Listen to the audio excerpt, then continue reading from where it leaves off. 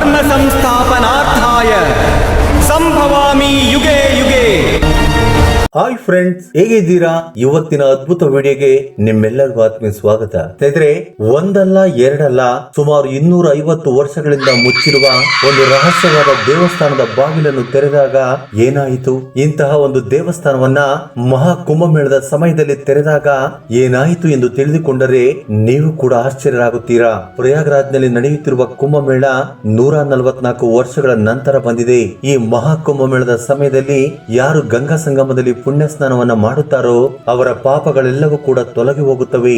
ಗಂಗಾ ಸ್ನಾನವು ಮೋಕ್ಷವನ್ನ ನೀಡುತ್ತದೆ ಎಂದು ನಮ್ಮ ಪುರಾಣಗಳು ಹೇಳುತ್ತವೆ. ನಮ್ಮ ಎಲ್ಲ ಸಮಸ್ಯೆಗಳು ದೂರವಾಗುವುದರ ಜೊತೆಗೆ ನಮಗೆ ಮುಕ್ತಿ ದೊರೆಯುತ್ತದೆ, ಜೊತೆಗೆ ಮಹಾಶಿವನ ಅನುಗ್ರಹ ಸಿಗುತ್ತದೆ. ಸ್ನೇಹಿತರೆ, ಪ್ರಸ್ತುತ ಕಾಲದಲ್ಲಿ ಜನರಲ್ಲಿ ಭಕ್ತಿ ಭಾವನೆ ಕಡಿಮೆ, ಸಾಂಸಾರಿಕ ಸುಖವನ್ನು ಪಡೆಯಬೇಕೆಂದು ಆಲೋಚನೆಗಳು ಹೆಚ್ಚಾಗಿದ್ದಾವೆ. ಸಿಂಪಲ್ ಆಗಿ ಹೇಳ್ಬೇಕು ಅಂದ್ರೆ ಕುಂಭಮೇಳಕ್ಕೆ ಬಂದ ತುಂಬಾ ಮಂದಿ ಯುವಕರಲ್ಲಿ ಇನ್ಸ್ಟಾಗ್ರಾಮ್, ಫೇಸ್ಬುಕ್ ಅಲ್ಲಿ ರೀಲ್ಸ್ ಹಾಕೋದಕ್ಕೆ ಮಾತ್ರವೇ ಬರುತ್ತಿದ್ದಾರೆ. ಯೂಟ್ಯೂಬ್ ಅಲ್ಲಿ ವಿಡಿಯೋಗಳನ್ನ ಅಪ್ಲೋಡ್ ಮಾಡಿ ಸಬ್ಸ್ಕ್ರೈಬರ್ ಅನ್ನ ಹೆಚ್ಚು ಮಾಡಿಕೊಳ್ಳಬೇಕೆಂದು ಬಯಸುತ್ತಿದ್ದಾರೋ ಹೊರತು ಅವರಲ್ಲಿ ತುಂಬಾ ಮಂದಿಗೆ ನಿಜವಾದ ಭಕ್ತಿ ಭಾವನೆ ಇಲ್ಲ. ಇಂತಹ ಸಮಯದಲ್ಲಿ ಒಬ್ಬ ಯೂಟ್ಯೂಬರ್ ಜೀವನದಲ್ಲಿ ನಡೆದ ಒಂದು ಇನ್ಸಿಡೆಂಟ್ ಬಗ್ಗೆ ಹೇಳಿದರೆ ಯಾರಿಗೆ ಆದರೂ ತಲೆ ತಿರುಗುತ್ತದೆ. ಮೊದಲಿಗೆ ನಾವು ಎಂದಿಗೂ ಕೂಡ ನಮ್ಮ ಸನಾತನ ಧರ್ಮವನ್ನ ಅಪಹಾಸ್ಯ ಮಾಡದೆ ಅವುಗಳ ಮೌಲ್ಯಗಳನ್ನ ಗೌರವಿಸಬೇಕು.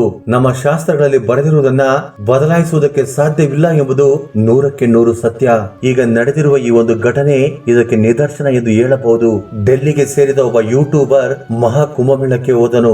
ಆತನ ಹೆಸರು ಸಂದೀಪ್. ಆತನ ವಯಸ್ಸು ಸುಮಾರು 30 ವರ್ಷ. ಸನಾತನ ಧರ್ಮದ ಬಗ್ಗೆ ಆತನಿಗೆ ಅಷ್ಟಾಗಿ ಗೊತ್ತಿಲ್ಲ. ಈ ಪುರಾಣಗಳು, ಆಚಾರಗಳು, ಸಂಪ್ರದಾಯಗಳು ಕೇವಲ ಮೂಢನಂಬಿಕೆ ಎಂದು ತಳ್ಳಿ ಹಾಕುತ್ತಿದ್ದನು. ಕೇವಲ ಜೋಕ್ಸ್ ಗಳನ್ನ ಮಾಡುತ್ತಾ ಸಮಯವನ್ನು ಕಳೆಯುತ್ತಿರುವ ಈ ಪ್ರಸ್ತುತ ಕಾಲದ ಹುಡುಗ ಸಂದೀಪ್. ಆತನು ಒಂದು ಲಾಗಿಂಗ್ ಚಾನೆಲ್ ನ ಮೂಲಕ ತನ್ನ ವಾಯ್ಸ್ ಅನ್ನ ಟೆಲಿಕಾಸ್ಟ್ ಮಾಡುತ್ತಿದ್ದನು. ಆತನ ವಾಯ್ಸ್ ಸ್ಟೈಲ್ ತುಂಬಾ ಡಿಫರೆಂಟ್ ಆಗಿತ್ತು. ಚಿಕ್ಕ ಚಿಕ್ಕ ವಿಷಯಗಳನ್ನು ಕೂಡ ದೊಡ್ಡದಾಗಿ ಮಾಡುತ್ತಾ ಈ ಎಲ್ಲವುಗಳನ್ನು ಕೂಡ ವಿಡಿಯೋ ಮಾಡುತ್ತಾ ತನ್ನ ಯೂಟ್ಯೂಬ್ ನಲ್ಲಿ ಅಪ್ಲೋಡ್ ಮಾಡುತ್ತಿದ್ದನು. ಒಂದೊಂದು ಸಾರಿ ದೇವಸ್ಥಾನಗಳನ್ನು ಕೂಡ ವಿಡಿಯೋ ಮಾಡುತ್ತಾ ಆ ಕಂಟೆಂಟ್ ಅನ್ನು ಕೂಡ ಯೂಟ್ಯೂಬ್ ಅಲ್ಲಿ ಅಪ್ಲೋಡ್ ಮಾಡುತ್ತಿದ್ದನು. ದೇವಸ್ಥಾನಗಳನ್ನು, ದೇವರನ್ನು ಅಪಹಾಸ್ಯ ಮಾಡುತ್ತಾ ಅಸಲಿಗೆ ದೇವರೇ ಇಲ್ಲ, ಇದೆಲ್ಲ ಮೂಢನಂಬಿಕೆ ಎಂದು ಪ್ರಚಾರ ಮಾಡುತ್ತಿದ್ದನು. ಈ ರೀತಿಯಾಗಿ ತರತರಹದ ಜನರನ್ನ ಅಟ್ರಾಕ್ಟ್ ಮಾಡುತ್ತಿದ್ದನು. ಪ್ರಯಾಗ್ರಾಜ್ನಲ್ಲಿ ಮಹಾಕುಂಭಮೇಳ ನಡೆಯುತ್ತಿದೆ ಎಂದು ಗೊತ್ತಾದ ನಂತರ ಆತನು ಕೂಡ ಪ್ರಯಾಗ್ರಾಜ್ಗೆ ಹೋಗಬೇಕೆಂದು ನಿರ್ಧಾರ ಮಾಡುತ್ತಾನೆ. ಆತನಿಗೆ ಅಲ್ಲಿ ಪುಣ್ಯ ಸ್ನಾನವನ್ನ ಮಾಡಬೇಕೆಂದು ಕೋರಿಕೆ ಏನೂ ಇಲ್ಲ. ಆತನಿಗೆ ಕೇವಲ ಸಾಧುಗಳ, ಸನ್ಯಾಸಿಗಳ ವಿಡಿಯೋಗಳನ್ನ ಮಾಡಿ ಅಪ್ಲೋಡ್ ಮಾಡಬೇಕೆಂದು ಅಂದುಕೊಂಡಿರುತ್ತಾನೆ. ಅದರಲ್ಲೂ ಮುಖ್ಯವಾಗಿ ಪ್ರಸ್ತುತವಾಗಿ ವೈರಲ್ ಆಗುತ್ತಿರುವ ಸಾಧುಗಳನ್ನ ಇಂಟರ್ವ್ಯೂ ಮಾಡಿ ಯೂಟ್ಯೂಬ್ ನಲ್ಲಿ ಅಪ್ಲೋಡ್ ಮಾಡಿ ವೈರಲ್ ಮಾಡಬೇಕೆಂದು ಅಂದುಕೊಂಡಿರುತ್ತಾನೆ. ಆದ್ರೆ ಈ ರೀತಿಯ ಆಲೋಚನೆಯಿಂದ ಮಹಾಕುಂಭಮೇಳಕ್ಕೆ ಹೋಗಿದ್ದು ಅವನ ಜೀವನದಲ್ಲಿ ಮರೆಯಲಾಗದ ಅನುಭವವನ್ನು ನೀಡಿತು. ಈ ಒಂದು ಸಣ್ಣ ತಪ್ಪು ಅವನ ಜೀವನವನ್ನೇ ಉಲ್ಟಪಲ್ಟ ಮಾಡಿತು. ಅದೇನು ಎಂದು ತಿಳಿದುಕೊಳ್ಳುವುದಕ್ಕಿಂತ ಮೊದಲು ಈ ವಿಡಿಯೋಗೊಂದು ಲೈಕ್ ನೀಡಿ ನಮ್ಮ ಚಾನೆಲ್ ಅನ್ನ ಸಬ್ಸ್ಕ್ರೈಬ್ ಮಾಡಿಕೊಳ್ಳಿ. ಅದಕ್ಕಿಂತ ಮೊದಲು ನಿಮ್ಮಲ್ಲೊಂದು ಸ್ಮಾಲ್ ರಿಕ್ವೆಸ್ಟ್. ಮಹಾ ಕುಂಭಮೇಳ ನಡೆಯುವ ತುಂಬಾ ಅದ್ಭುತವಾದ ಸಮಯದಲ್ಲಿ ಮಹಾಶಿವನ ಕೃಪಾ ಕಟಾಕ್ಷವನ್ನ ಹೊಂದಲು ಓಂ ನಮಃ ಶಿವಾಯ ಎಂದು ಕಮೆಂಟ್ ಮಾಡೋ ಮೂಲಕ ನಿಮ್ಮ ಕೃತಜ್ಞತೆಯನ್ನ ತಿಳಿಸಿ. ಮಹಾ ಕುಂಭಮೇಳದಲ್ಲಿ ಯಾರಿಗೂ ಗೊತ್ತಿರದ ಕೆಲವು ರಹಸ್ಯಗಳನ್ನ ಹೊರಗಡೆ ತರಬೇಕೆಂದು ಸಂದೀಪ್ ಪ್ರಯಾಗ್ರಾಜ್ಗೆ ಹೋಗುತ್ತಾನೆ. ಇದೇ ನನ್ನ ಜೀವನಕ್ಕೆ ದೊಡ್ಡ ಅಪಾಯವನ್ನ ತರುತ್ತದೆ ಎಂದು ಆ ಸಮಯದಲ್ಲಿ ಆತನಿಗೆ ಗೊತ್ತಿರಲಿಲ್ಲ. ಆತನು ತನ್ನ ಕ್ಯಾಮರಾ, ಮೈಕ್ರೋಫೋನ್ ಅನ್ನು ತೆಗೆದುಕೊಂಡು ಕುಂಭಮೇಳವನ್ನ ತಲುಪುತ್ತಾನೆ. ಆತನು ಹೋಗುವ ಸಮಯಕ್ಕೆ ಭಕ್ತಾದಿಗಳು ಪುಣ್ಯ ಸ್ನಾನವನ್ನ ಮಾಡುತ್ತಿದ್ದಾರೆ. ಅವರ ಜೊತೆ ಸಂದೀಪನು ಕೂಡ ಗಂಗಾ ನದಿಯ ಪುಣ್ಯ ಸ್ನಾನಕ್ಕೆ ಹೋಗುತ್ತಾನೆ. ಆಗ ಅಲ್ಲಿ 12 ವರ್ಷಗಳಿಂದ ಕೈಯನ್ನು ಮೇಲೆ ಎತ್ತಿ ಆಶೀರ್ವಾದ ಮಾಡುವ ಭಂಗಿಯಲ್ಲಿ ಕುಳಿತುಕೊಂಡಿರುವ ಒಬ್ಬ ಸಾಧುವನ್ನ ನೋಡುತ್ತಾನೆ. ಆಗ ಸಂದೀಪ್ ಆ ಸಾಧುವನ್ನ ಇಂಟರ್ವ್ಯೂ ಮಾಡುವುದಕ್ಕೆ ಅವರ ಬಳಿಗೆ ಹೋಗುತ್ತಾನೆ. ಆತನ ಜೊತೆ ಇನ್ನೂ ಕೆಲವು ಮಂದಿ ಯೂಟ್ಯೂಬರ್ಸ್ ಗಳು ಕೂಡ ಆ ಸಾಧುವನ್ನ ಅಪಹಾಸ್ಯ ಮಾಡುತ್ತಿದ್ದಾರೆ. ಸಂದೀಪ್ ಕೂಡ ಅವರನ್ನು ಮೀರಿಸುವಂತೆ ಆ ಸಾಧುವನ್ನ ಅಪಹಾಸ್ಯ ಮಾಡುತ್ತಾ ಅವರ ಮೇಲೆ ಜೋಕ್ಸ್ ಗಳನ್ನ ಮಾಡುತ್ತಾ ಇದ್ದಿದ್ದರಿಂದ ಆ ಸ್ವಾಮೀಜಿಗೆ ಕೋಪ ಬಂದು ಸಂದೀಪ್ ನನ್ನ ಬೈಯುತ್ತಾರೆ. ಕೆಲವು ಮಂದಿ ಸ್ವಾಮೀಜಿಗಳು ಕೂಡ ಸಂದೀಪ್ ಮೇಲೆ ಕೋಪ ಮಾಡಿಕೊಂಡು ಅವನ ಮೇಲೆ ದಾಳಿ ಮಾಡುತ್ತಾರೆ. ಆದ್ರೆ ಸಾಧುಗಳ ಮೇಲೆ ಅಪಹಾಸ್ಯ ಮಾಡಿದ್ದಕ್ಕೋಸ್ಕರ ಅವರು ಕೋಪ ಮಾಡಿಕೊಂಡ್ರು ಎಂಬ ವಿಷಯವನ್ನ ತೋರಿಸದೆ ಈ ಸ್ವಾಮೀಜಿಗಳೇ ನಮ್ಮ ಮೇಲೆ ದಾಳಿ ಮಾಡುವುದಕ್ಕೆ ಬಂದ್ರು ಎಂದು ಇಲ್ಲ ಸಲ್ಲದನ್ನ ಸೇರಿಸಿ ಯೂಟ್ಯೂಬ್ ನಲ್ಲಿ ಟೆಲಿಕಾಸ್ಟ್ ಮಾಡುತ್ತಾನೆ. ಆಗಿರುವ ಯಾವಾಗ ಈ ಮೂರ್ಖನಿಗೆ ಈ ರೀತಿಯಾಗಿ ನಡೆಯಲೇಬೇಕು ಅಲ್ಲವೇ? ಮಹಾ ಕುಂಭಮೇಳದಲ್ಲಿ ಲಕ್ಷಾಂತರ ಮಂದಿ ಭಕ್ತರು ಸೇರಿದ್ದಾರೆ. ಪ್ರಯಾಗ್ರಾಜ್ನಲ್ಲಿ ಎಷ್ಟೋ ಅದ್ಭುತವಾದ ದೇವಾಲಯಗಳು ಇದ್ದಾವೆ. ಅದರಲ್ಲಿ ಒಂದು ರಹಸ್ಯವಾದ ದೇವಾಲಯವನ್ನ ಎಲ್ಲರ ಮುಂದೆ ಎಕ್ಸ್ಪೋಸ್ ಮಾಡಬೇಕೆಂದು ಸಂದೀಪ್ ನಿರ್ಧಾರ ಮಾಡುತ್ತಾನೆ. ಆ ದೇವಸ್ಥಾನವನ್ನ 250 ವರ್ಷಗಳಿಂದ ಮುಚ್ಚಲಾಗಿದೆ. ಆ ದೇವಸ್ಥಾನದಲ್ಲಿ ಒಬ್ಬ ರಾಜನು ಮಹಿಳೆಯನ್ನ ಕೊಂದಿದ್ದಾನೆ. ಅಂದಿನಿಂದ ಇಂದಿನವರೆಗೂ ಆ ದೇವಸ್ಥಾನವನ್ನ ಯಾರು ಕೂಡ ತೆರೆಯಲಿಲ್ಲ. ಸಂದೀಪ್ಗೆ ಆ ರಹಸ್ಯವನ್ನ ಭೇದಿಸಬೇಕೆಂದು ಆಸಕ್ತಿ ಉಂಟಾಗುತ್ತದೆ. ಈ ದೇವಸ್ಥಾನದಲ್ಲಿ ಯಾವುದಾದ್ರೂ ಆತ್ಮವಿದೆಯಾ, ಇದರ ರಹಸ್ಯವೇನೆಂದು ತಿಳಿದುಕೊಂಡು ನನ್ನ ಯೂಟ್ಯೂಬ್ ನಲ್ಲಿ ಟೆಲಿಕಾಸ್ಟ್ ಮಾಡಿದರೆ ವೈರಲ್ ಆಗುತ್ತದೆ ಎಂದು ಸಂದೀಪ್ ಅಂದುಕೊಳ್ಳುತ್ತಾನೆ. ಅಂದುಕೊಂಡ ಹಾಗೆ ಇನ್ನೂ ಕೆಲವು ಮಂದಿ ಮೂರ್ಖರನ್ನ ಹಿಂದೆ ಹಾಕಿಕೊಂಡು ಆ ದೇವಸ್ಥಾನದ ಬಳಿಗೆ ಹೋಗುತ್ತಾನೆ. ಮಹಾ ಕುಂಭಮೇಳದಲ್ಲಿ ಎಲ್ಲಾ ದೇವಸ್ಥಾನಗಳನ್ನು ಪೂಜೆ ಮಾಡುವ ಅಗತ್ಯವಿದೆ ಎಂದು ಪ್ರಮೋಟ್ ಮಾಡುತ್ತಾನೆ. ಅವನ ಜೊತೆ ಇನ್ನೂ ಕೆಲವು ಮಂದಿ ಯೂಟ್ಯೂಬರ್ಸ್ ಗಳು ಆ ದೇವಸ್ಥಾನದ ಬಾಗಿಲನ್ನು ತೆರೆಯಬೇಕೆಂದು ಈ ನ್ಯೂಸ್ ಅನ್ನ ನ್ಯೂಸೆನ್ಸ್ ಮಾಡಿ ಪ್ರೊಟೆಸ್ಟ್ ಮಾಡುತ್ತಾರೆ.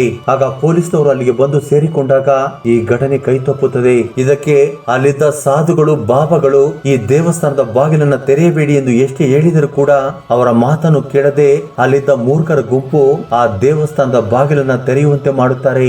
ಆ ಮೂರ್ಖರ ಗುಂಪಿಗೆ ಸಂದೀಪ್ ಲೀಡರ್ ಆಗಿದ್ದಾನೆ.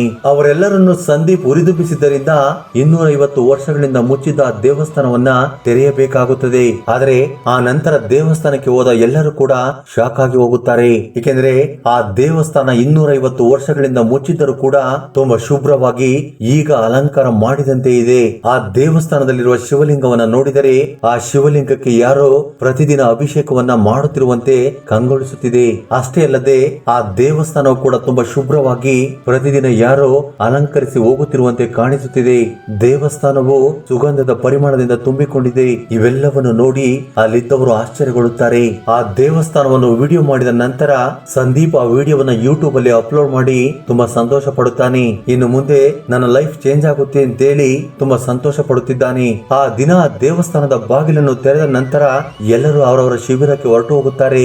ಸಂದೀಪ್ ಕೂಡ ಅಲ್ಲೇ ಗಂಗಾ ನದಿಯ ಘಾಟ್ ಬಳಿ ಒಂದು ಟೆಂಟ್ ಅನ್ನು ಹಾಕಿಕೊಂಡು ಮಲಗುತ್ತಾನೆ. ಸಂದೀಪ್ ಸರಿಯಾಗಿ ಬೆಳಗಿನ ಜಾವ 3:30ಕ್ಕೆ ನಿದ್ರೆಯಿಂದ ಎಚ್ಚರಗೊಳ್ಳುತ್ತಾನೆ. ಆತನಿಗೆ ಗೊತ್ತಾಗದೇನೆ ಆತನ ಹೆಜ್ಜೆಗಳು ದೇವಸ್ಥಾನದ ಕಡೆ ಹೋಗುತ್ತಿದ್ದಾವೆ. ಆತನು ದೇವಸ್ಥಾನವನ್ನ ಸೇರಿಕೊಂಡಾಗ ಆತನಿಗೆ ಅಲ್ಲಿ ಒಬ್ಬ ಮಹಿಳೆ ಕಾಣಿಸುತ್ತಾಳೆ. ಆಕೆ ಯಾರು ಏನು ಎಂದು ಅವನಿಗೆ ಅರ್ಥವಾಗುವುದಿಲ್ಲ. ಇಂತಹ ಅರ್ಧರಾತ್ರಿಯಲ್ಲಿ ಈ ಒಂಟಿ ಮಹಿಳೆ ಇಲ್ಲೇನು ಮಾಡುತ್ತಿದ್ದಾಳೆ ಎಂದು ಆಕೆಯನ್ನ ಹಿಂಬಾಲಿಸುತ್ತಾನೆ. ಅವನು ದೇವಸ್ಥಾನದ ಒಳಗೆ ಕಾಲಿಡುತ್ತಿದ್ದ ಹಾಗೇನೆ ದೇವಸ್ಥಾನದ ಬಾಗಿಲುಗಳು ಮುಚ್ಚಿಕೊಳ್ಳುತ್ತವೆ. ಆಗ ಸಂದೀಪ್ ಭಯಭೀತನಾಗುತ್ತಾನೆ. ತುಂಬಾ ಸಮಯದವರೆಗೂ ಆ ದೇವಸ್ಥಾನದಿಂದ ಹೊರಗಡೆ ಬರಲು ಪ್ರಯತ್ನ ಮಾಡುತ್ತಿದ್ದಾನೆ. ಆದ್ರೆ ಆತನಿಂದ ಸಾಧ್ಯವಾಗುವುದಿಲ್ಲ. ಆದ್ರೆ ಅದು ಅವನ ಎದೆಯಲ್ಲಿ ಭಯವನ್ನು ಸೃಷ್ಟಿ ಮಾಡುತ್ತದೆ. ಆ ಮಹಿಳೆ ನನ್ನ ಮೇಲೆ ದಾಳಿ ಮಾಡುತ್ತಾಳೇನೋ ಎಂದು ಭಯ ಬೀಳುತ್ತಾನೆ. ನಾನು ಈ ದೇವಸ್ಥಾನದ ಬಾಗಿಲನ್ನ ತೆರೆಸಬಾರದಾಗಿತ್ತು ಎಂದು ಪಶ್ಚಾತ್ತಾಪ ಪಡುತ್ತಾ ಅಳುವುದಕ್ಕೆ ಶುರು ಮಾಡುತ್ತಾನೆ. ಆಗ ಇದ್ದಕ್ಕಿದ್ದ ಹಾಗೆ ಆ ದೇವಸ್ಥಾನದ ಬಾಗಿಲು ತೆರೆದಾಗ ಸಂದೀಪ್ ಅಲ್ಲಿಂದ ಓಡಿ ಹೋಗುತ್ತಾನೆ. ಆಗ ನೇರವಾಗಿ ಆತನು ಆ ಸ್ವಾಮೀಜಿಯ ಬಳಿಗೆ ಹೋಗುತ್ತಾನೆ.